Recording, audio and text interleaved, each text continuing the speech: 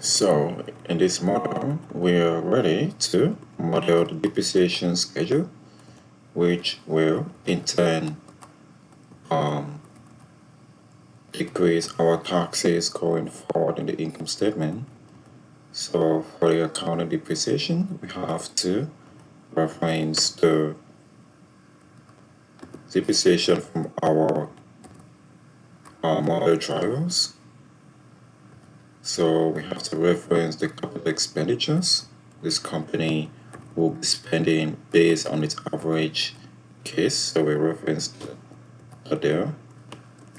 You can copy all the ESF with basis formulas. And then we have to account for the capital expenditures here. And also, we also have to bring down the useful life for the new assets here. So we believe that the assets will have a useful life of approximately 20 years. And for the existing assets, they have an already useful life of 16 years.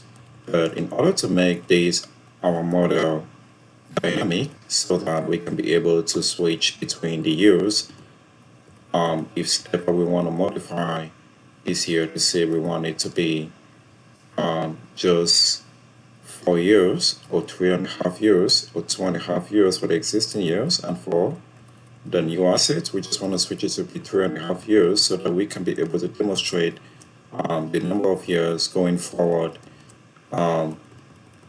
in our percent of full year of depreciation. So in order to do that, instead we will just override this to be, say, it's gonna be equal to just say 2.5, and then we'll override this to be 3.5 years.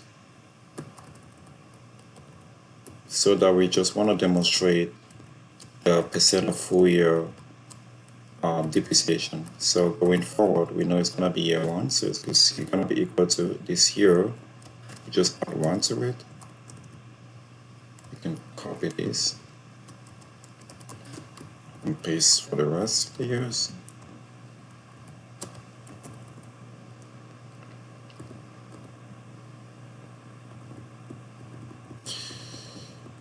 So we can copy that and paste it here as well. So we have it set up there.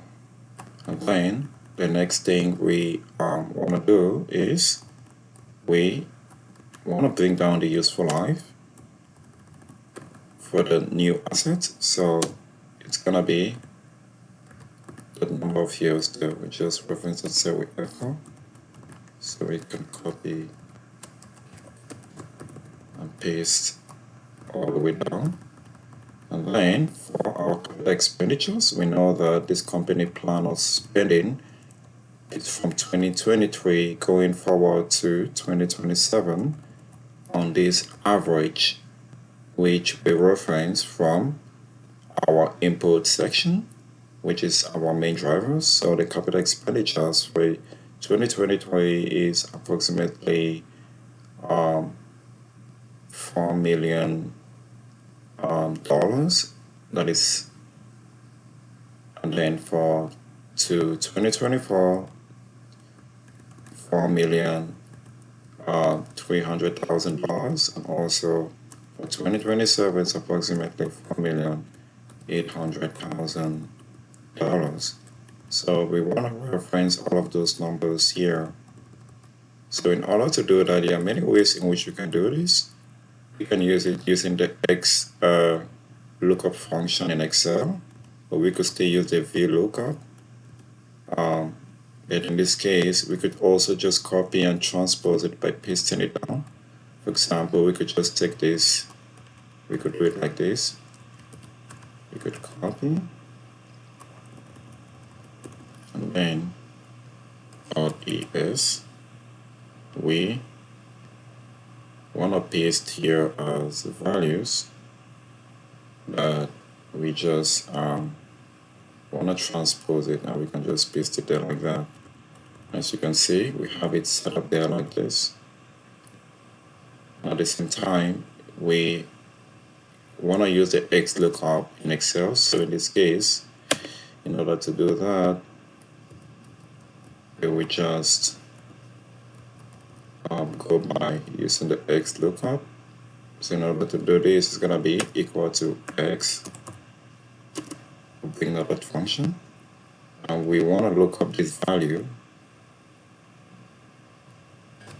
We want to look up this year. So we are looking for that year. And then the value is going to be these values here.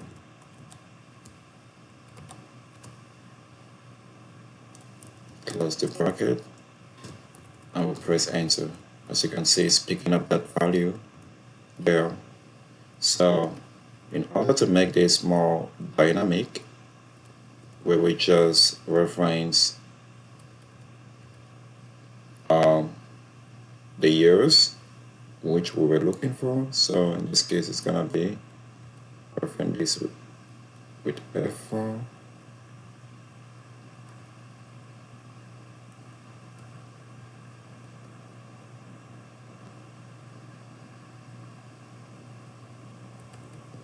And also the values.